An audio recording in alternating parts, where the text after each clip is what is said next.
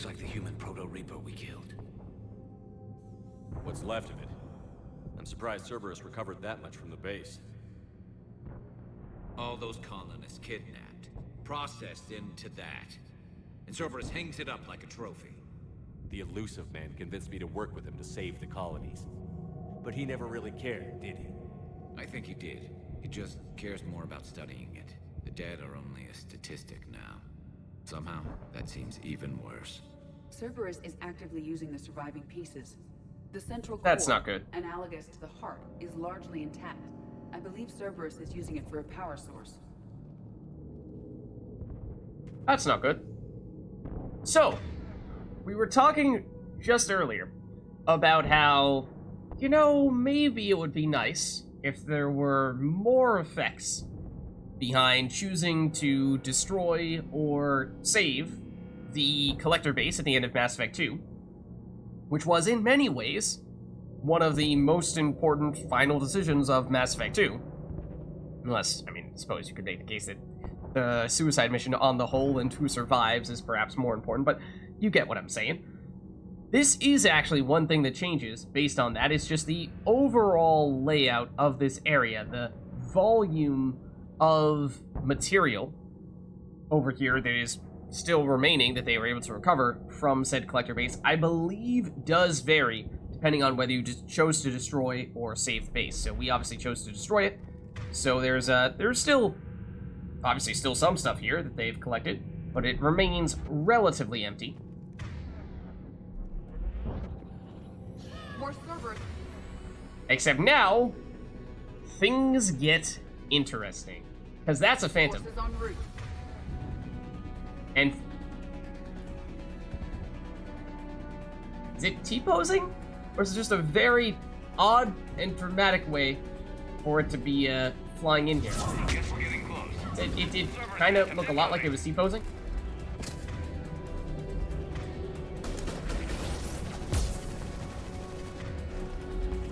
But I know you're right there.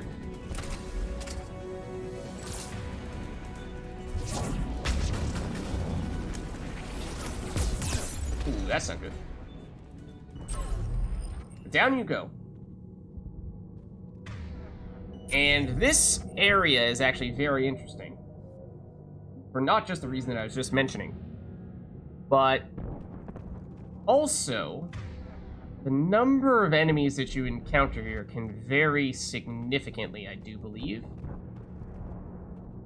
And if you kill that phantom quickly, and I suppose we killed it fairly quickly, then there is a chance that that may become the only enemy that you need to fight here. However, if not, then we should be expecting more friends. So I was prepared for new friends to spawn in, and then the shield pylon comes in and does a little bloop, and I just jumped out of my chair. So of course that could either be helpful for our opponents or helpful for us, depending on who is next to it when it's going off. But how much into spoiler territory for things we have not done do we want to go here? Not only might you also fight additional enemies here if you take longer to take out that phantom, but there are some additional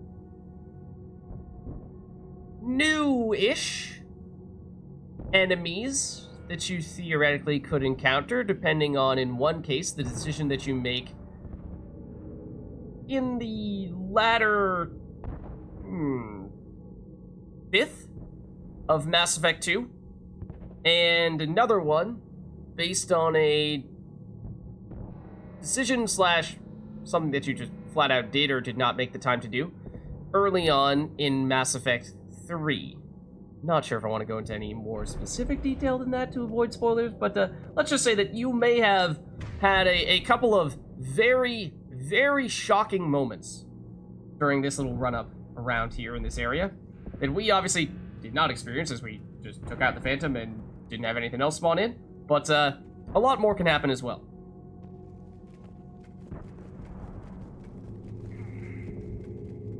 I thought hospitals were ugly to fight through. This is so much worse. At least it's not trying to kill us this time. make out any of the components, really. Shield pylon up there as well, for what it's worth, but...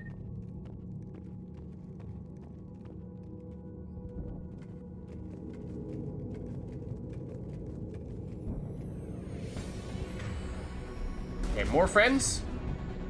It looks like we have more friends. Nemesis up there, that's obviously a pretty great sniping outpost for it, so that's not great for us, but that helps. I don't like having a Phantom right in front of us, though. That is not nice. Okay.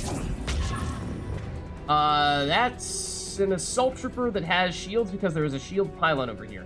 So, Garrus, I think you've got to take care of this Phantom ASAP. We're going to throw some cluster grenades. It's not going to affect the Phantom because it does have its shield up. Technically, we delay, we might be able to get it to work, but this Phantom is already getting concerningly close. Okay, that did hit her. And in fact, no, I think that's an Assault Trooper. The Phantom flew down that way somewhere. I don't even know where that came from. But it's probably the Nemesis up there. We did poke her head out. Where is she exactly? Those are all shield pylons. Still the Nemesis up here? I thought there was. Garrus is shooting straight ahead. Ah, there she is. Okay. Now I see. Okay, so this, you would think, would be a great opportunity for Garrus to show off that armor piercing that he has on the Typhoon. But he's choosing to shoot at the shield pylons instead. I mean, we have a tiny bit of armor piercing on a Hurricane, but this is not exactly the ideal way to use it from this range. But alas, the Nemesis is dead. So that's a good example of at least the issues that Phantoms can cause if they happen to get right on top of you, which that one nearly did. But unfortunately, we managed to deal with it. Okay. Don't really need to reactivate that. Let's... Again, I think we're going to want to save frequently here, because the enemies are stepping up their game for sure. And have that door over there. We also have this area over here. Yeah, we're supposed to go through that door. True. But... over here, we have a medkit and a PDA.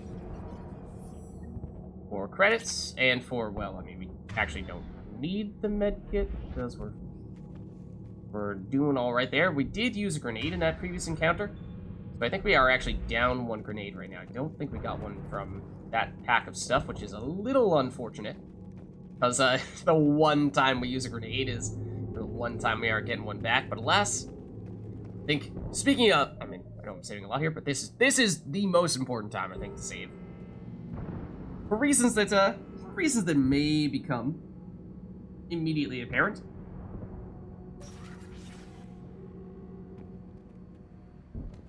Activate the Prothean VI. That's what we're here for.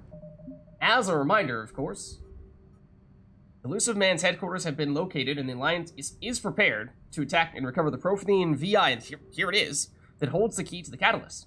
Once the attack is launched, the Alliance will be fully committed to the final fight against the Reapers. Assault the base when ready. Obviously, we're here now, and that is the Prothean VI, so it looks like we are just inches away from getting to where we're trying to get to. Okay, there is another medkit there that we don't really need, but there's a PDA that we can salvage for more monies. And okay, we did get another grenade. That's nice. That is useful, as we were just saying. Are any of these... These do look a whole lot like the terminals we were looking at before that had lore. And at least as things currently stand, it does not appear as though any of these ones that we've passed thus far have such options for us to pursue. But here there is. Let's see. First entry, what is this one about? Again, the Elusive Man's theme. Grayson's brain is a mess. He must have been completely under Reaper control by the end. And the physical enhancements? Extremely impressive, if we could avoid having entire neural pathways rewritten in the process. Grayson's failure was due to a lack of resolve. He wasn't loyal to anything but his next dose of red sand. You'd like to try it on loyal test subjects, sir? Find volunteers among our new recruits. The physical benefits are too useful to ignore. Okay, so what that sounds like is Grayson, first of all, I think we have heard mention of him very briefly on Sanctuary. He is, I believe, a character from one of the Mass Effect comics. I personally have not read them, but that name may be more familiar to those of you who have read the Mass Effect comics. But basically was a test subject of Cerberus, and they used him to try to determine whether they could control the Reaper-fied, or at least modified, implanted versions of people, and so was, of course, something that was, I'm sure, one of the things that started to get the Sanctuary experiments going, and we obviously saw what came of all those, and that makes sense, as that's where we heard mention of Grayson previously as well. The performance upgrades are off the charts. Our troops can outfight any Alliance soldier. That's not good. Roll it out. I want all troopers fitted with implants before the Reapers arrive. I'm still concerned about us losing control of our forces. Some of them are already hearing voices. Oh. When our work at Sanctuary pays off, the only voice they'll be hearing is ours. So yes, confirmation then that it's Reaper technology that they are implanting. We saw that on, was it Mars, where we saw one of the Cerberus troopers with its helmet off and the freaky blue glowy eyes? Had a 3-part series of books. Guy was Cerberus agent with red sand addiction, who was chosen to be a test subject after getting on their list. Okay. Okay. So yeah, and sounds like he was one of the first test if not the first test subject. But of course, as I was saying, we saw what the end result was, not only on Sanctuary, where we saw the crazy tests they were doing to basically completely Reaper-fy people unwillingly, but we have now seen back on Mars and learned a little more about this recently, that they have, against the will of other people, implanted them with Reaper technology. We knew the technology existed, but we didn't know that they were also recruiting people against their will in the first place to become soldiers, and that they were using those implants to control the minds of their troopers, and that way, they have almost unlimited access to troopers if you can just pluck anyone off the street, and if you capture them and implant them with that Reaper mind-controlling technology, then you can force them to fight on your side. And as the Elusive Man was just saying, though, even with that form of control, it was not perfect, even by the Elusive Man standards, because it created these voices in their heads, and that is, of course, something that we heard is a common side effect of indoctrination, which would suggest that, yeah, no, the Elusive Man is not in as much full control as he might like to be in, perhaps. Well, with it being Reaper technology that they're basing all this stuff off of, the Reapers do still have some kind of hold on these people that, as one would, I would assume, much like with indoctrination, the longer they're in that situation, the longer they have the implants in, the more powerful that Reaper hold on them becomes until they are completely gone crazy.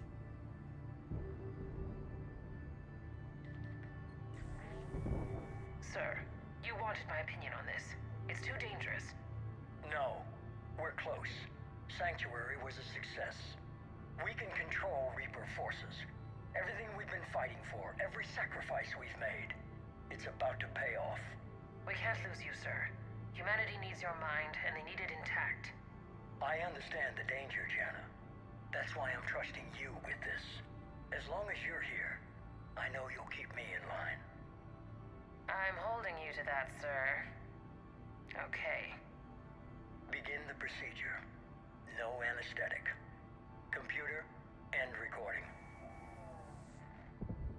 Oh, snap. So it sounds like then ultimately the Elusive Man decided, not just doing that for all of our frontline soldiers, that's not enough.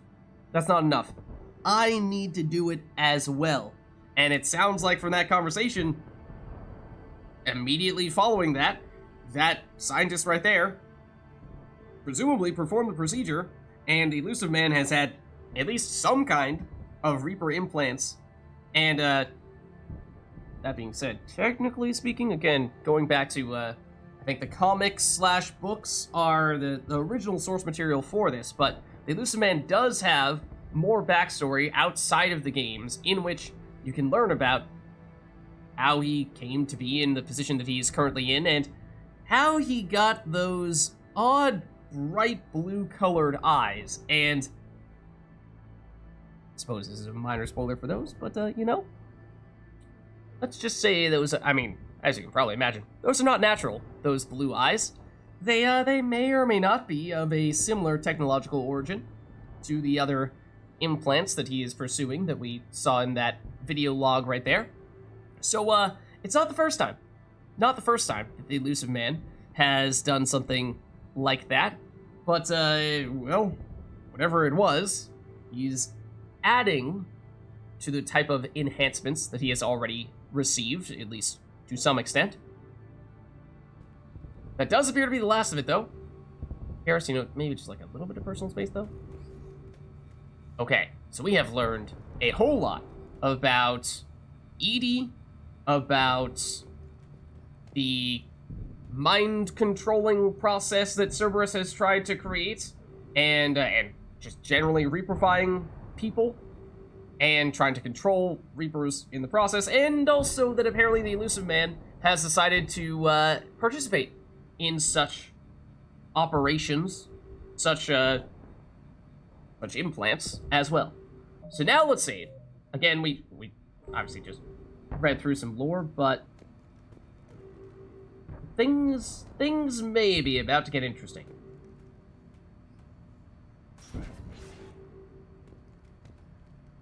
Because the Prothean VI looks like it's right here.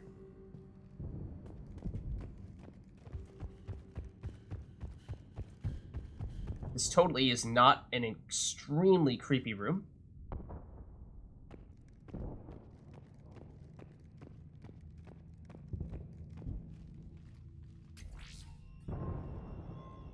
This is it. Stay sharp, everyone.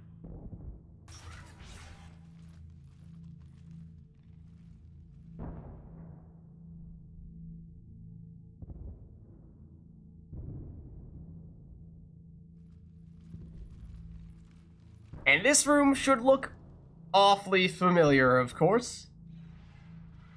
But for the first time, we are not in here via hologram, we are in here in person.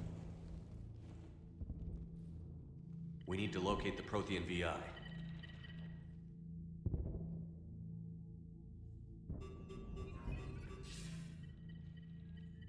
Shepard, you're in my chair. Indeed.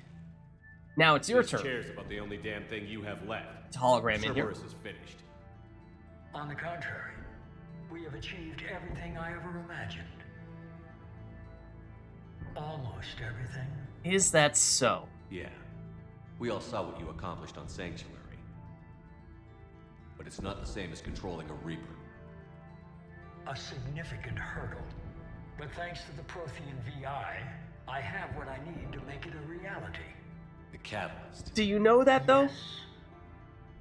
As we were saying before, he has tested out the Reaper controlling technology on pseudo-Reapers and pseudo-Husks specifically, but hasn't ever done it on an actual Reaper and hasn't actually done it on anything bigger than a pseudo-Husk. What is the catalyst? And how exactly will it help you control the Reapers? You'll have to ask the VI yourself. I'm done helping you. When did you start? Cool. You think because I'm willing to use the enemy's tactics that they're no longer my enemy? Everything, Shepard, everything I've done has uplifted humanity. Not only above other species in our galaxy, but over the Reapers. I mean, I strongly gonna have to disagree with you there, Elusive Man. It's not too late to turn back, though. How's it going, Core?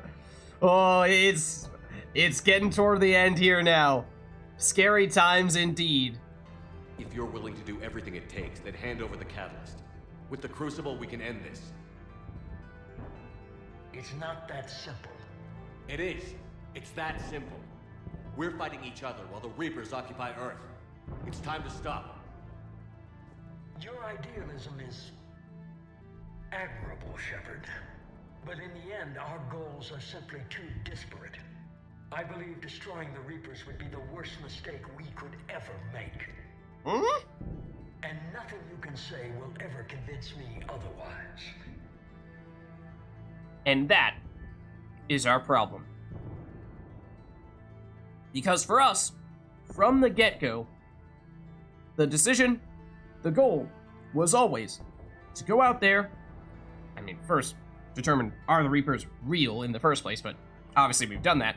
And then, once we have confirmed that, wipe them out, take them out, prevent them from destroying all life in the galaxy. So, this whole idea that somehow, some way we could find a way to control the Reapers never was part of the plan, and every time we've heard someone propose such an idea, that person has been indoctrinated.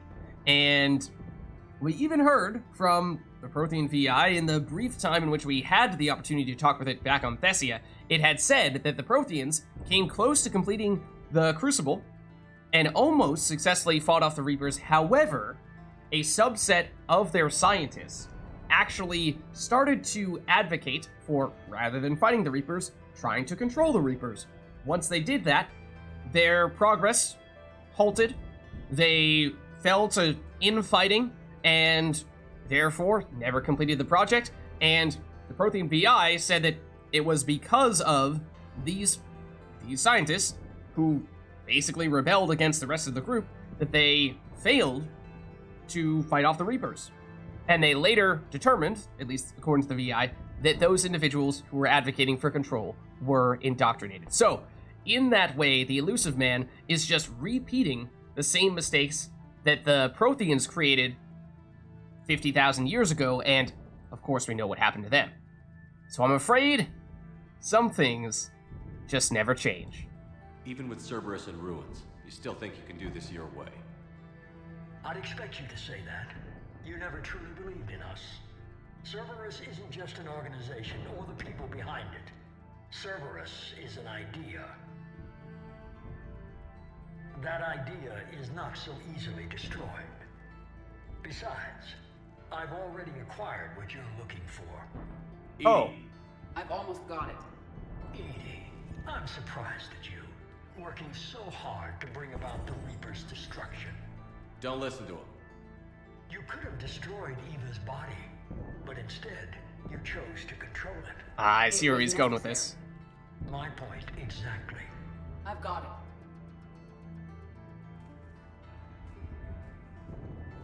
it. Online. Security breach detected. Enjoy your little chat, but don't overstay your welcome.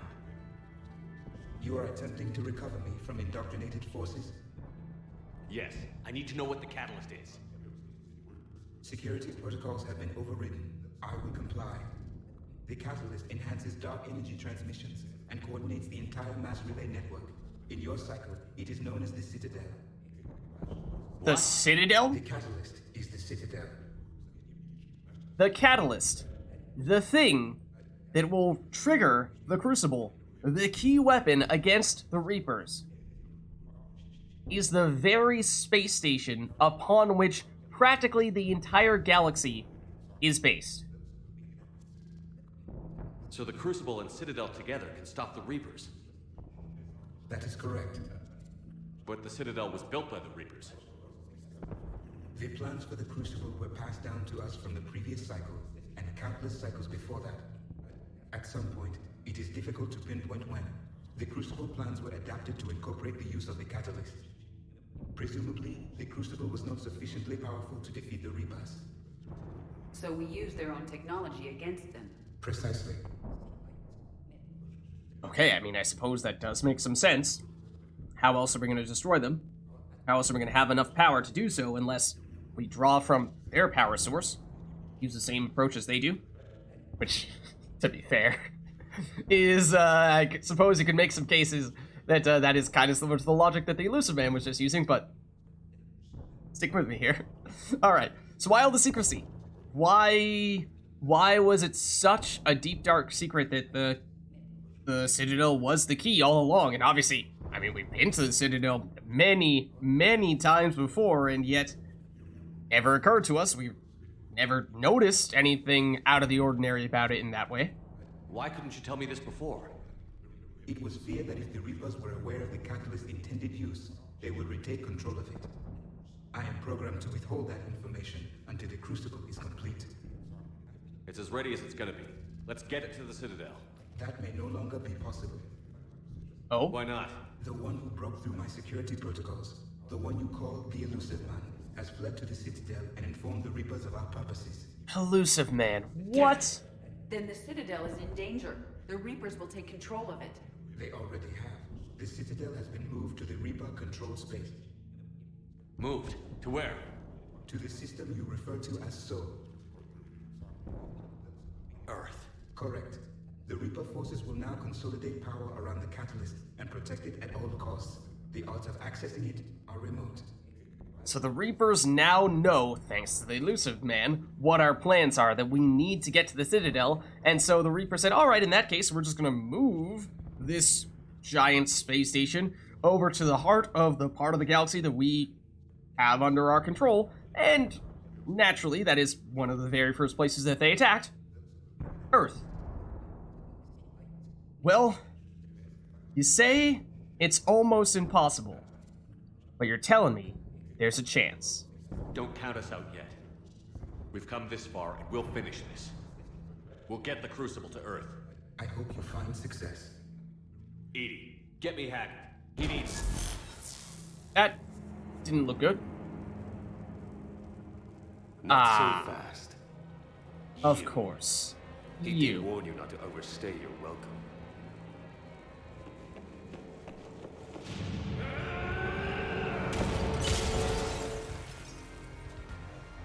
Kai Lame, everybody, has arrived. And he is right on top of us as well. You guys don't mind, like, trying to zap him real quick? That'd be lovely. I'd love if you could zap him, because he is right on top of us right now. Ooh. And when you defend him off like that, when he gets too close to us, he will try to, punch us like that, or actually slice us to death with that sword, which, fun fact, if you don't spam the melee button, will in fact kill you automatically in one hit. So, fortunately, we did successfully fend him off, but since he starts right on top of you, it is kind of hard to avoid having him at least trigger that right off the bat. So, More personal. okay, we have these little holes in the ground that we can kind of use as cover, but, oh, that's no good. And I think he's recharging some shields right now, but I'm afraid he has some friends. He is not alone here. Garrus, just keep on laying down the fire on him, and we will try to not get blown up by this grenade that is currently right on top of us. And I'm sure he's trying to talk smack at us, as he has tried to do on many prior occasions. But, oop. Every time we deal a significant amount of damage to him, he will go into this recovery position and try to regenerate some shields. He'll get some reinforcements once again, but Garrus is laying down the law, dealing all that damage to him, while we try to deal with his friends. See, he's still over there. Assault Trooper over there. Oh, that's a grenade flying right at us that I've tried to roll away from, only to roll on top of it. Where did the Assault Trooper go, though? In theory, oh, there's a Nemesis over here, which I would ideally like to take out. Oh, well, that'll do, I suppose. Use for the Assault Trooper. Still slow, you say? Well, okay, I suppose he has hit us. He did do the whole melee thing when he spawned directly on top of us. I'm only slow because I'm not running. Hey, take that. He also may casually be flying right now. I can't help but notice that I do not believe he is on the ground. It's a little hard to tell from that perspective, but no, you could definitely see there. He definitely was just casually walking on this area where there's the hole in the ground. So he doesn't care. He'll just defy physics as well while he's at it. Okay, there's still an Assault Trooper over here. Let's deal with that. Somehow we did not get knocked back by that. Now things get more difficult. Considerably more difficult, though, because we have Kai Lang and we have 2 Phantoms. And Phantoms are really nasty. Really nasty. So this might be an occasion on which we want to prioritize the Phantoms, even with Garrus, before we start worrying about Kai Lang himself. That first Phantom die. This one has some barriers left, but... Oh, it went invisible. Okay, you're not dead. But you are in the Singularity? You are in the Singularity. You may be dead now. This Phantom over here. You're too late to stop what's coming. Tried to, and did shield off the Singularity, but... Maybe, maybe not. But you won't be there to see it.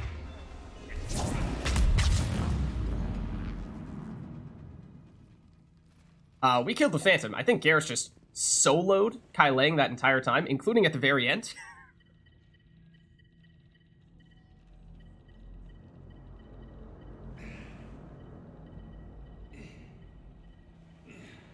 That doesn't look good, though.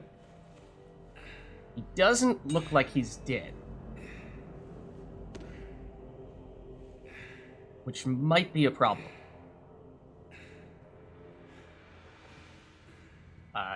Shepard, Garrus, Edie, anybody want to pay attention to the guy with the big sword who's currently sinking up behind us? I mean, he's panting and whatnot. You'd think that'd be kind of noticeable.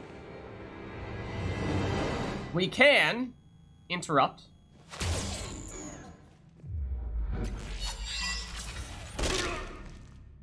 But we don't need to. That was for Thane, you son of a bitch.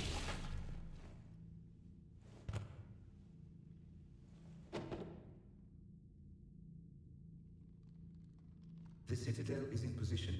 The Reapers are preparing to complete their harvest of your species. I'll stop them. It is too late. I recommend investigating a means of conserving information Would for future species. interrupt. Perhaps you will He doesn't succeed where believe. we fail. You didn't fail. You gave us a chance.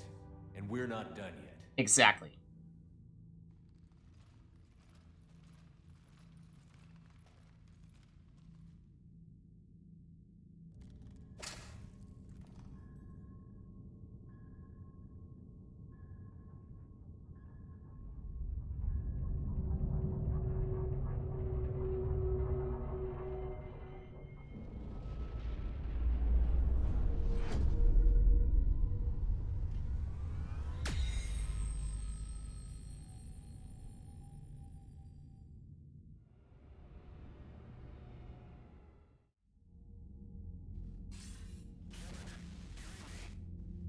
Barely. I assume you've heard about the Citadel. Just now. Do we know what's going on? Why it's here? The Citadel is the catalyst. Thanks to the Elusive Man, the Reapers are now aware that we know. And so they moved it here to protect it? As far as I can tell. What does this mean for the Crucible? I'll talk to Hackett about that, but it looks like our plan is even more desperate now. Thanks, Elusive Man. Agreed. I've got a team in London.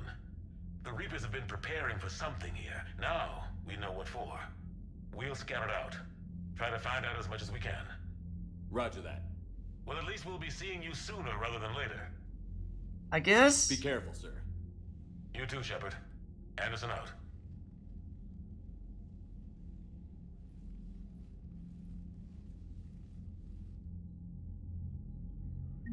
Alright, so we got some credits and reputation, and now we have finished that mission at the Cerberus headquarters, which was just the prelude to what is now, perhaps, going to be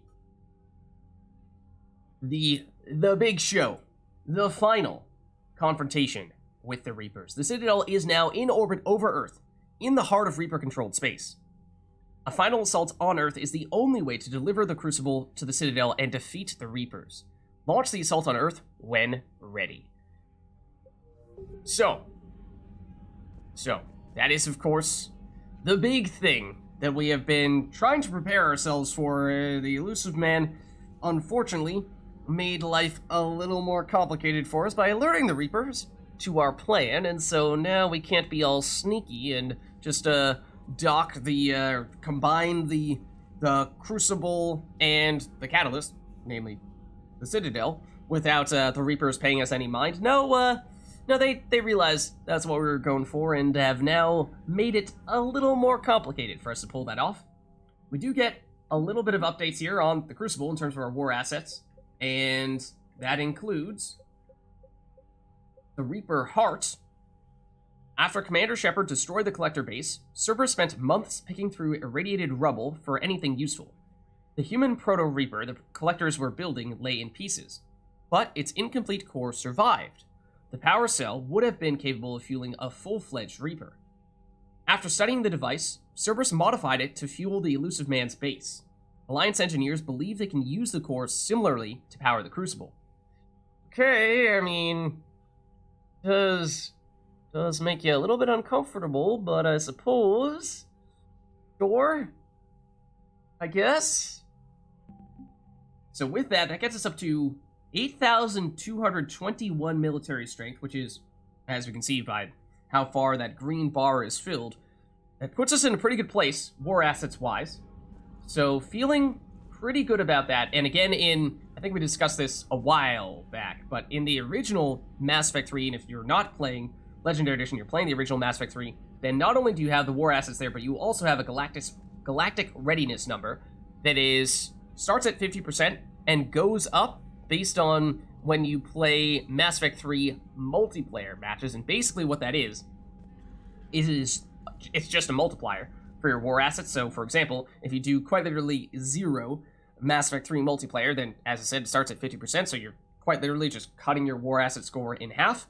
Whereas if you do Mass Effect 3 multiplayer matches, obviously that number starts to go up, and it goes up higher per mission depending on what difficulty you do it on, so it's hard to say like exactly how much it goes up per individual match, but I think it's something like 3 or 4 if you're on 3 or 4% per match if you're on the higher, but maybe not necessarily the highest difficulty. And so, it takes some time, for sure, to get up to 100% galactic readiness, but it's not like it's a humongous time commitment, but it does go down over time. So that means that if you do a bunch of Mass Effect 3 multiplayer matches, and then you wait to finish the game until, a week or 2 later, then your number will have gone down and you'll probably need to do more Mass Effect 3 multiplayer matches. So that means that if you're playing the original Mass Effect 3, it is worth, probably, trying to do some Mass Effect 3 multiplayer matches, ideally pretty soon before you're going in to finish the actual campaign, in order to maximize your galactic readiness number so that your war assets are as high as possible at the end of the game. So much for Cerberus. All that's left now is Earth. You ready? Hell yes. Put me in a shuttle. I don't want to tell my grandkids that I spent the war guarding a door. I mean, I'm afraid you two have been guarding a door this entire time. Ready whenever you are, Commander. Specialist trainer. I'm all right, really. I'm as surprised about it as you are, but I'm all right. Okay, well, this could, by the looks of things, be our last opportunity to check in with any and all of our squad mates. You're a credit to your uniform, Samantha. I had a very compelling example. Of course, trainer included. So let's check in on the rest of the team here.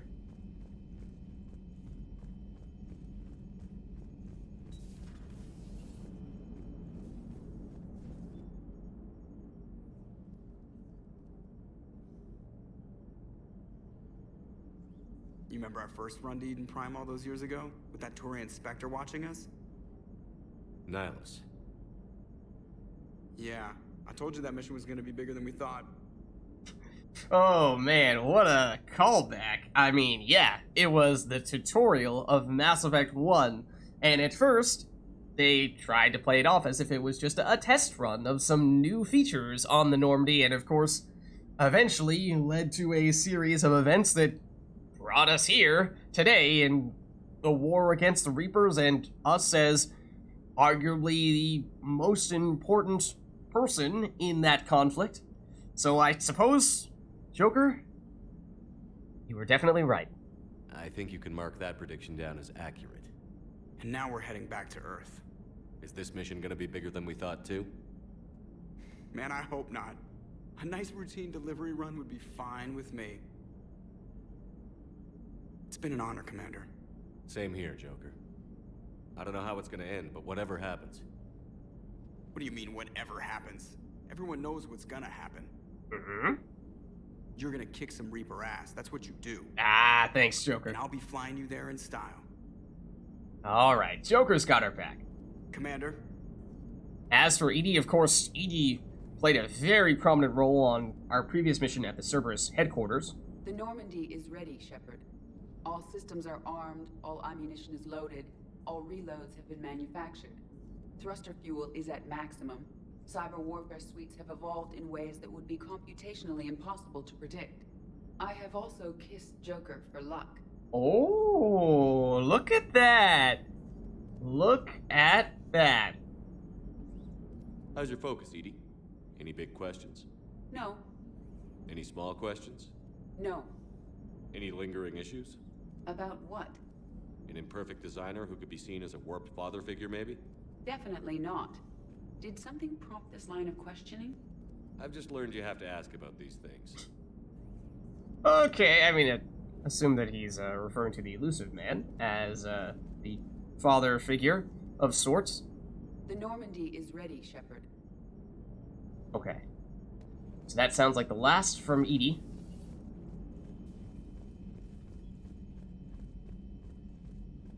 And yeah, I think, you know, do we ever see Edie and Joker? I mean, we saw them dance in the Citadel DLC at our party, but I think that's really the most we ever saw. That probably saw them hold hands at one point in time, but obviously it's been escalating over time as they've both been sort of coming to terms with their, well, the difficulties of one of them being a human and one of them being a robot, but they found a way to make it work, it seems. Alright. Let's check in with other squad mates here as well. Cerberus is well and truly gone. I don't want to get into it again, but I'm glad you had a hand in shutting them down for good. Felt right, you know? I mean, I hope you are right. Never thought I'd see the end of Cerberus. Good riddance. We did some good over there. Commander? Alright. So Ashley is pleased to see that we have disposed of Cerberus. I mean, we got rid of Kai Lang, and we attacked and shut down their headquarters, yes. But the Elusive Man, notably, was not there at the time. Maybe the one time we have not seen him in his fancy little chair with the huge star in the background, but that means that he may still be at large somewhere. So I hesitate a bit to say that Cerberus is well and truly defeated at this stage. You've come a long way since those days under Captain Anderson. It has been my great honor to be with you through this journey. I'm proud of you. Thank you, Doctor. Goodbye, Shepard. And good luck. Thanks, Dr. Shockwass. I mean, she's been with us longer than many of our squad mates. I mean, technically, she's been with us longer than Garrus, longer than Tally, longer than Liara. The only, I mean, even technically longer than Ashley as well. I guess, what, Joker is tied with her in some ways? Although, for going back, I guess they're both with us at the very beginning of Mass Effect 1. But if we're going to what predates Mass Effect 1, honestly, Dr. Chakwas might even have been a squad mate of ours longer, or a crewmate of ours longer than Joker, because at least the impression that the game gives us at the beginning of Mass Effect 1 is that Shepard and Joker are really just meeting each other for the first time. Makes it sound like this is the beginning of Mass Effect 1 was the first mission they had done together, whereas Dr. Chakwas, I assume that they had already been had already done some missions together. You know, been in the same crew for at least a little while. So in some ways, she's the OG. Shepard, we were just saying goodbye. And making friendly wagers. Optimistic wagers, in your case. A Turian military operative competing with a Quarian mechanic, and I'm the optimistic one. Do you remember Ilos? Yes, it was filled with Geth, which tilted the odds in your favor. Excuses, excuses. I doubt you'll be hacking any synthetics this time. I still have the shotgun. I'll be sure to let a few Reaper forces get close enough for you to use it. Thanks. Of course, if they get past me, they'll be right on top of you. That's what the armor's for. Alright, a little bit of Legolas and Gimli style competition to see who takes out more Reapers, perhaps, and I mean, Garrus is not wrong. Tali is definitely better suited, has a better skill set for dealing with Geth than she does dealing with Reapers, but I mean, I'm sure they've both taken out their fair share of Reapers in their time. You two have been with me longer than most. You believed in me when nobody else did. Thanks. We'll finish this the way we started it. Together. Damn right. Oh, man. I mean, as we were saying, like, technically, Dr. Chakwas has been with us slightly longer, but in terms of actual squad mates going on missions with us, they're right up there. At least we finally killed Lieutenant Bastard Kai Lang. I just hope we get to do the same to his general. It's kind of amazing how everything's come full circle.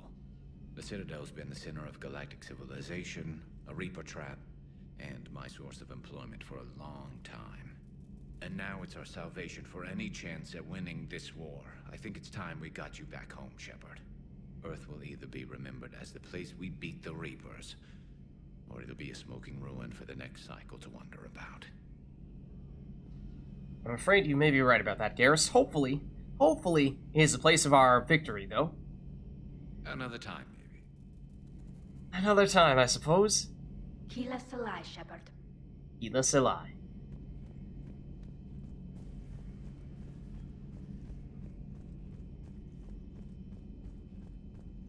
Alright, now let's check in on Liara, of course, another one. New information on the private messages terminal. Oh? Another squad mate of ours from dating all the way back to Mass Effect 1. How are you holding up, Liara? Nervous, frightened, anxious to go, but glad I'm here. And I'm ready whenever you're ready, Shepard. In fact, I think I've checked my equipment 3 times. 7 times, Dr. Tassoni. Thanks, Stop Cliff. me if I try for 8. Alright. Anything else? The elusive man thinks he's ready for us.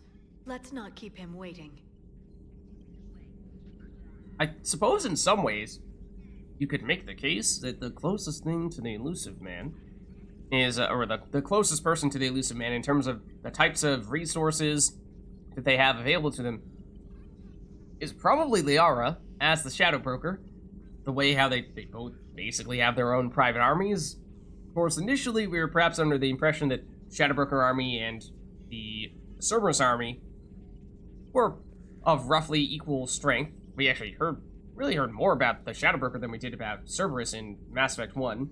Cerberus was just these weird experiments that seemed to always fail in Mass Effect 1, whereas the Shadow Broker had agents that were clearly pulling some important strings, and they were the ones that were trying to attack and kill Tali. So, then again, of course, Mass Effect 2, Mass Effect 3, suddenly it turns out that, Cerberus is actually absolutely ginormous. And so, yeah, it became apparent that if it were a competition between Liara and the Elusive Man, maybe, of course, Liara, as an information broker, certainly would have more information than the Elusive Man would, but in terms of raw firepower and military strength, I think the crown would definitely go to the Elusive Man, unfortunately.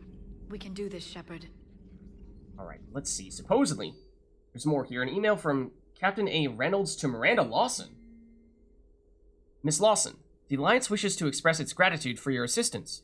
With the information you've been sending us on Cerberus, we've been able to avoid ambushes they were setting up for our supply convoys. We'd offer you additional resources, but I understand you've procured a Class F private fighter and joined up with former colleagues.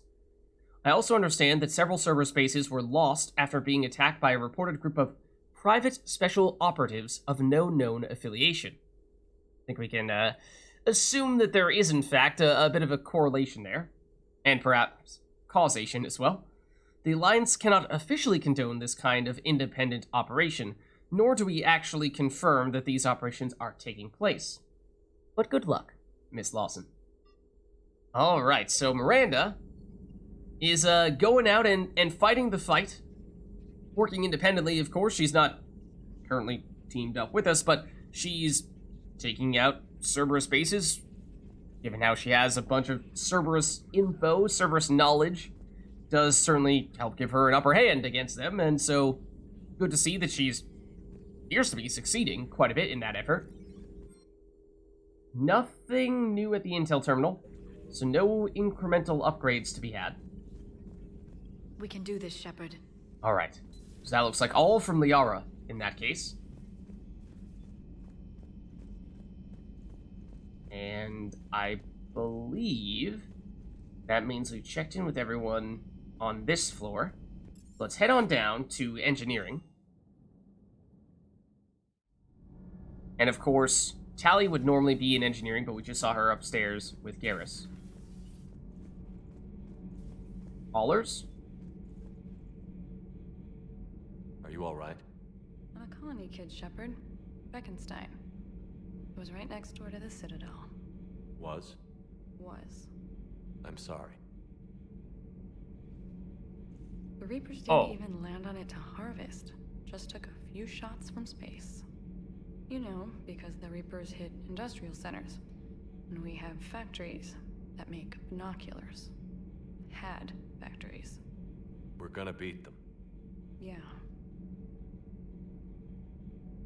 That hurts. That hurts. Are you alright? I'm a colony kid, Shepard. Okay, that's the same. It was right Same next door thing to the there. Citadel. Was? That sounds like the last from Allers. Actually, just continued this conversation from 3 rooms down. Javik.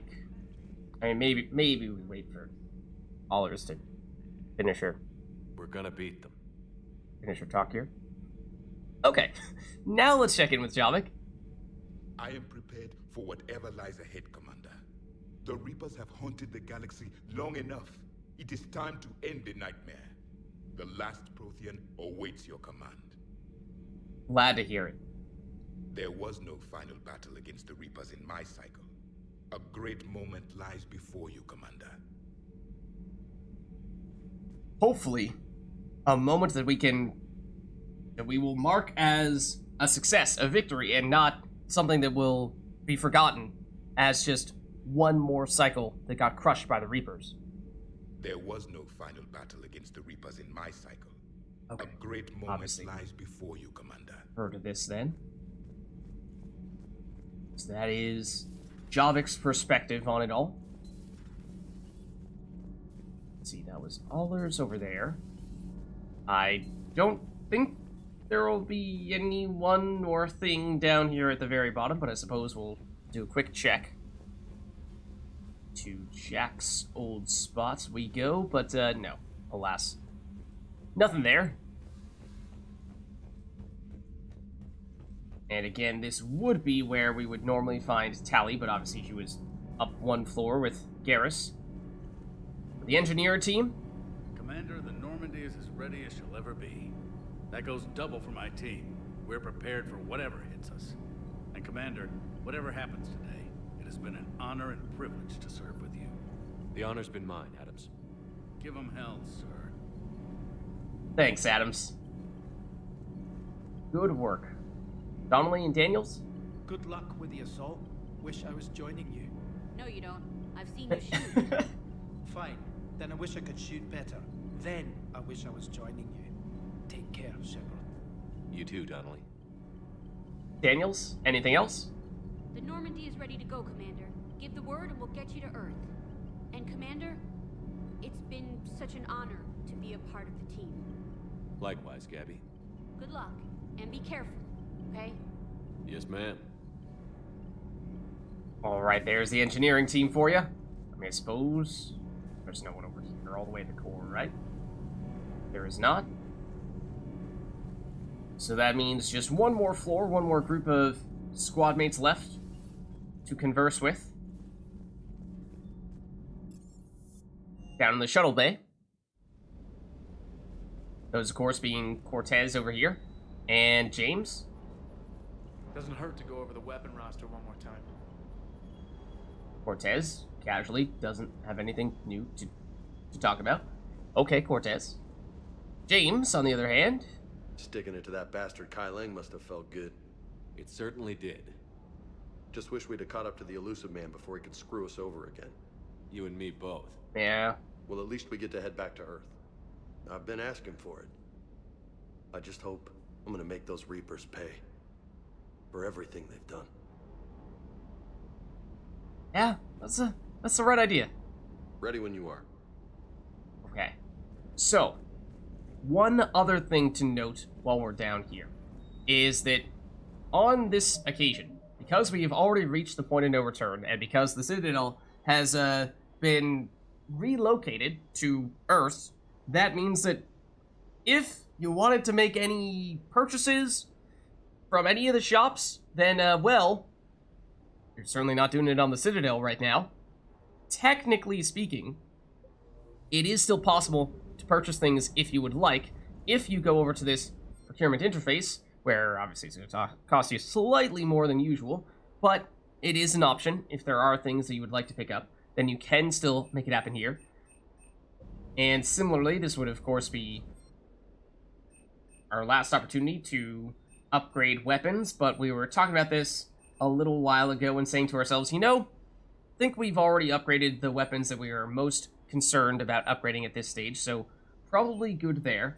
We did recently pick up, oh, not the Falcon, but the one that is similar to the Falcon that we were talking about, which, gone past it already? Oh no, it was the Falcon. The Striker is the one that I was alluding to there, but, Falcon is useful for crowd control purposes, and, you know, if we were to fully upgrade it, it's, there are some situations which you could potentially justify breaking that out. It's not going to deal as much damage as the Typhoon is, but if you're concerned about staggering enemies so that they cannot hit you quite as often, then Falcon is potentially a strong option for you to consider. But still not sure if that's reason enough for us to invest in it here. We're probably, if we're going to be bringing people who have access to assault rifles, we're probably still going to go for the, still go for the Typhoon. There may be reason.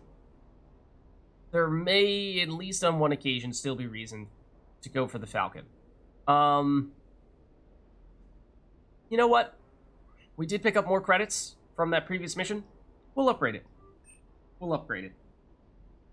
As I think I was saying when we did acquire it, there are some people who hold the Falcon in very high regard. I don't really consider myself one of those people. I actually prefer the Striker to the Falcon. They are quite similar, those weapons, but the Falcon is probably a little bit better for stagger, whereas the Striker is probably a little bit better for direct damage. So, sort of a matter of personal preference. Then the other thing down here, because there are several things that are potentially relevant, is that this is, minor spoiler, I suppose, your last opportunity. If there is anything you want to change for your armor set before the end of the game, do it now. So we did pick up that special Cerberus Spirit armor when we finished the arena with a high score, and that gave us some better offensive stats, but worse defensive stats. And we were saying that perhaps we prioritize defense over offense in this case, and I think that probably remains the case here as well. So even if the stat total across all the stats is still higher for the Cerberus Spirit armor, I think we're probably going to stick with this here, because staying alive is, it's kind of important, as it turns out. It is kind of important. So there's our fully upgraded Falcon, and at the very least what that does is it gives us the option. If we feel like we want to go all-out damage, we can stick with the Typhoon for any of our assault rifle users. If we feel like it's not so much the damage as much as just the suppressing fire, crowd control, make sure that enemies don't overrun us thing that we're looking for, then the Falcon may actually be preferable. And in that case, I mean, the only thing we haven't gone up to the captain's cabin. I suppose we can take a quick last look here as well. Not sure there's necessarily anything that we must see here, other than obviously we have to check in with our space hamster and the husk head. Naturally. Normal is the best revenge from Allers. Commander, I don't know if you're aware how much you mean to people, but I am. The things I see in Battlespace's mailbox could make a Geth grow tear ducts. Page after page of people asking you to go save their mother's planet, or the homeworld they outgrew, or the mining colony they sank their fortunes into. They don't know that you can't do it all. They just know Commander Shepard beat a Reaper once, and he can do it again. I know how they feel. When I heard about Beckenstein, it was like all the nerves in my body were cut. But I need to believe that this isn't the end. I need to believe that you're going to destroy the Reapers, and I'm going to film it as it happens.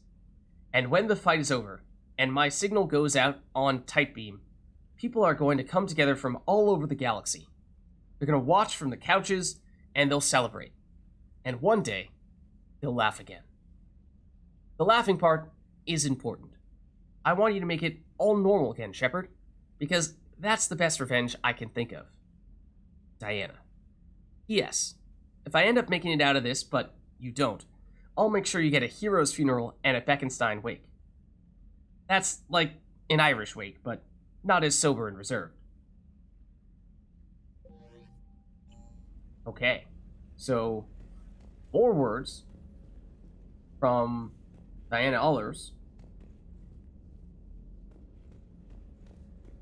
And perhaps, before we head out, take another look at the people that we're fighting for.